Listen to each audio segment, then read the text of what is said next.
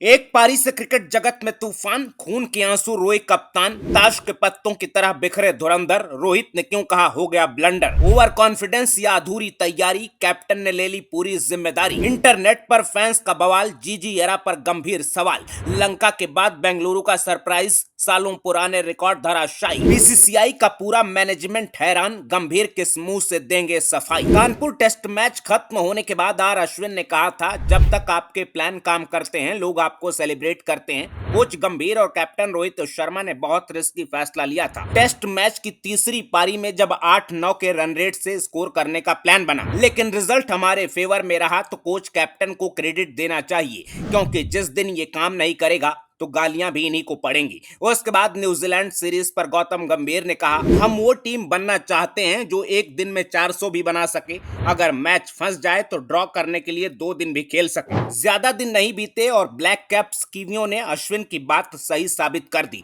जब गंभीर और रोहित का प्लान बुरी तरह फ्लॉप हुआ। टीम इंडिया ने एशिया में सबसे कम स्कोर पर ऑल आउट होने का रिकॉर्ड बनाया। भारत ने टेस्ट क्रिकेट के इतिहास में अपना तीसरा सबसे कम स्कोर बनाया। इससे पहले टीम इंडिया 1976 में न्यूजीलैंड के खिलाफ वेलिंगटन टेस्ट मैच में अपनी दूसरी पारी में 81 रनों पर आउट हो गई थी, और अब बेंगलोर में भारतीय टीम ने कीवियों के खिलाफ अपना 48 साल पुराना रिकॉर्ड तोड़ दिया। भारतीय टीम का अपने घर में यह लोवेस्ट स्कोर है। इससे पहले भारत 1987 में वेस्टइंडीज के खिलाफ दिल्ली टेस्ट की पहली पारी में 75 रन पर ऑल आउट हुआ था। वर्ल्ड चैंपियन इंडिया ने अब 37 साल पुराना यह रिकॉर्ड भी तोड़ दिया। इसके अलावा 10 साल बाद टीम के 5 प्लेयर अपना खाता नहीं खोल पाए। आखिरी बार 2014 में इंग्लैंड के खिलाफ टीम इंडिया के 6 प्लेयर डक हुए थे, लेकिन तब धोनी ने टीम का रेस्क्यू किया था और टीम का स्कोर 150 के पार तक ले गए थे। इस बार टीम की हालत देखकर करोड़ों फैंस को बड़ा झटका लगा। कमेंटेटर भी कहने लगे कि मान लेते हैं कि आपका दिन नहीं था, लेकिन आपके पास वर्ल्ड क्लास बैटिंग लाइनअप है और आप सब मिलकर 50 रन भी नहीं बना पाए, तो सवाल पूछे जाएंगे। और यही वजह है कि सवाल पूछे भी जा रहे हैं। कुछ लोगों ने गंभीर का वो वीडियो निकाला जब गंभीर जेम्स एंडरसन की स्विंग को बिल्कुल समझ नहीं पा रहे थे। कमेंटेटर गंभीर को स्विंग के खिलाफ रबिश यानी कचरा बता रहे थे। अब वक्त बदल चुका है। गंभीर द ग्रेट टीम इंडिया के हेड कोच हैं और न्यूजीलैंड की क्वालिटी फास्ट बॉलिंग ने फिर एक बार गंभीर की यादें ताजा कर दी हैं। और वही हो रहा है जो अश्विन ने कहा था कि जब आप क्रेडिट लेते हैं तो क्रिटिसिज्म भी आपके हिस्से में आएगा। भारतीय टीम के 46 के स्कोर पर गंभीर को तरह तरह से ट्रोल किया गया। किसी ने कहा, 27 साल बाद जब लंका में सीरीज हारे, न्यूजीलैंड ने हमें 46 रन पर लपेट दिया, बेचारे बांग्लादेश को पीटना ही जीजी एरा है। कई यूजर्स ने लिखा, आखिरकार जीजी एरा में चिन्नास्वामी स्टेडियम पर आरसीबी के 49 रनों का रिकॉर्ड टूट गया। किसी ने 46 पर 10 के स्कोर कार्ड के साथ गंभीर की फोटो लगाकर कहा, न्यू कोच न्यू अप्रोच। कुल मिलाकर सोशल मीडिया पर गंभीर की खूब धुलाई हुई, लेकिन मैच के बाद प्रेस कॉन्फ्रेंस करने आए कप्तान रोहित शर्मा तो चेहरे पर गहरी मायूसी के साथ इस कोलैप्स की पूरी जिम्मेदारी ली। सवालों के जवाब दिए, सीधे और साफ शब्दों में कहा, पिच को समझने में मुझसे बड़ी गलती हो गई। मुझे पिच बिल्कुल फ्लैट लग रही थी और मैंने पहले बैटिंग का फैसला कर लिया।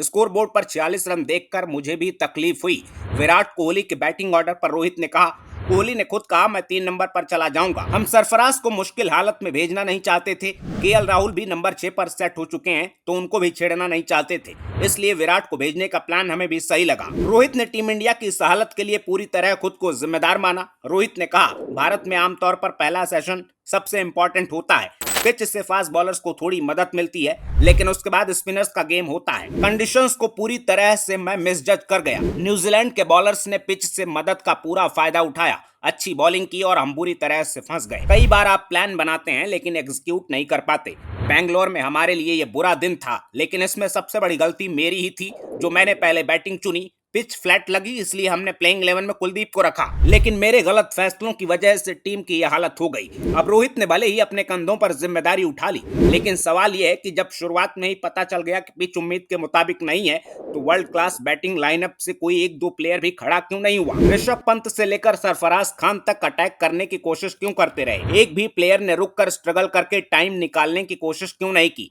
100 रन का आंकड़ा भी पार कर लेते तो शायद पूरी दुनिया इस तरह से मजाक नहीं उड़ाती, लेकिन सबने सिर्फ एक अप्रोच अपनाया, तू चल मैं आया। मान लीजिए कैप्टन ने कोई बैड कॉल ले लिया, तो उसके बाद सिचुएशन के हिसाब से खिलाड़ियों ने अडॉप्ट क्यों नहीं किया? वो भी तब जब मैच एडिलेड, सिडनी या लॉर्ड्स में नहीं हो रहा था। ऐसे में होम कंडीशंस के बावजूद इस तरह का फेलियर क्या टीम इंडिया की बैटिंग में बड़े लूप होल्स को एक्सपोज कर रहा है? और श्रीलंका से लेकर घरेलू सीरीज तक क्या क्वालिटी बॉलिंग अटैक के सामने गंभीर का गेम प्लान बुरी तरह फ्लॉप है?